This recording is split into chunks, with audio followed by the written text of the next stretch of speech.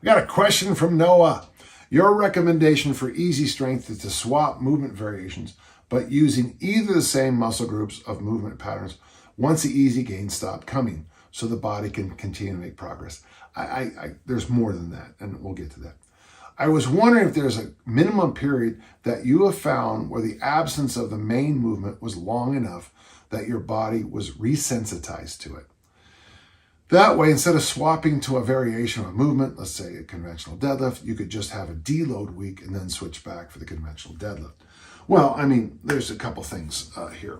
First, I want to build this up. I want to kind of walk you through this, okay? The first is off, O-F-F. I remember when Carol Katie, she was the American record holder in the discus, told me that I should take 6 to 8 weeks off a year. I remember thinking, you're crazy. I got to keep working. I don't have the time. I got to catch up. And I'm talking to the American record holder and I'm dismissing what she told me. I think off is an important way for a lot of us to, well, and in the physiology of strength, the German scientists prove that this is true. When you take periods off, so here's your strength level, and you go off, your strength level drops. And then we start training. It goes right back to where it was extremely quickly. In fact, the more often you take off, the faster and faster you bounce back up to the same previous levels. So one of the quickest ways to get strong, I know, is get really strong, take 6 weeks off, get really strong again, take 6 weeks off, and of course that would drive me insane. 2, you talk about deloading. Now, most good programs have deloading built in. Jim Wendler's great 5-3-1 program, week 4 is deloaded.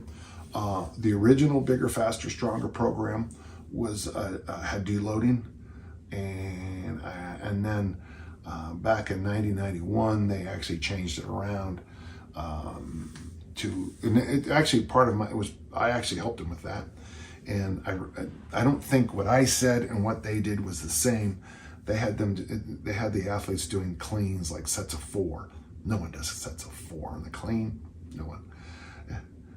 And then the third thing is, let me explain variation in easy strength. There's 3 kinds of variation in easy strength.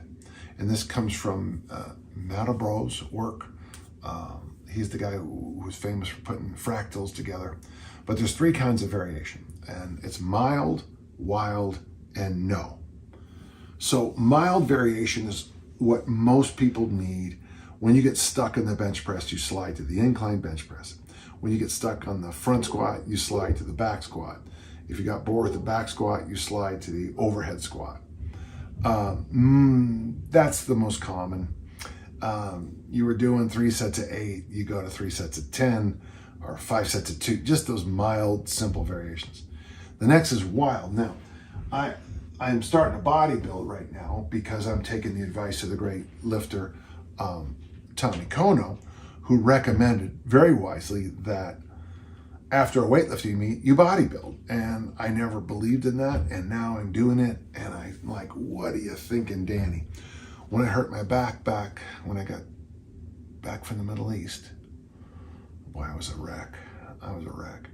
But I was recommended to do triathlons because bilateral breathing is good for your back, bicycling is good for your back. Running is not necessarily good for the back, but my thought was, if I'm swimming and biking, I can tough out a 10K or whatever demanded after, whatever was asked for at the particular triathlon. After a year of that and rebuilding my back, I went back to throwing and lifting and had the best years of my career. So that's wild variation. You go from being an Olympic lifter to a triathlete. When I was in high school, I'd go from wrestling to discus throwing and hurdling. And in the summer, I would play soccer, football, and then American football. Those are, to me, that's a little bit more wild. And then the third one that people miss is no variation. The late John McKeon talked about this a lot, where no variation. I'm going to do 2 sets of 5 and the 5 basic movements from now on. And I'm not going to vary those movements at all. John added another level, which still amazing. You keep the same loads too. every day the same exact load.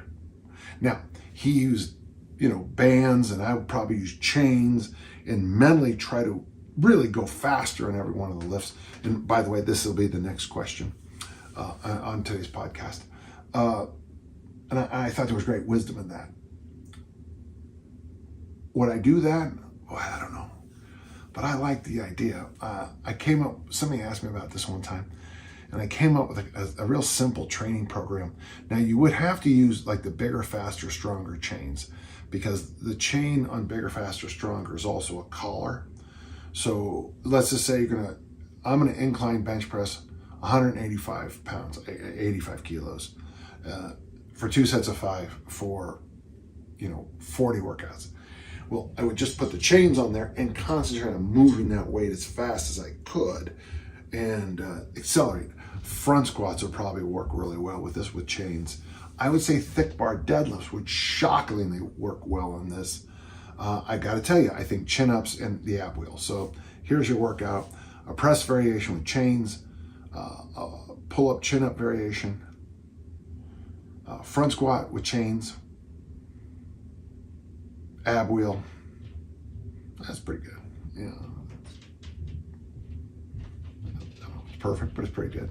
And then maybe, I don't know, if you can either swings to warm up or a deadlift or whatever you think you need. It's a good question. It's a good question. And I want to kind of challenge you with the way I answer this, is that in the book, Easy Strength Omni book, I go into variations quite a bit. But the problem most people have is they never stick to something long enough to break through those thresholds. You just need to go on any forum with any of the programs that say follow the program. Go to a place that the answer to any question is follow the program, and you'll start to get a sense of how many people, when they hit that roadblock of load or reps, don't want to do anything to think around it themselves. And what I've always learned in my career is that by challenging myself to come up with my own solutions, good things tend to happen. And not bad.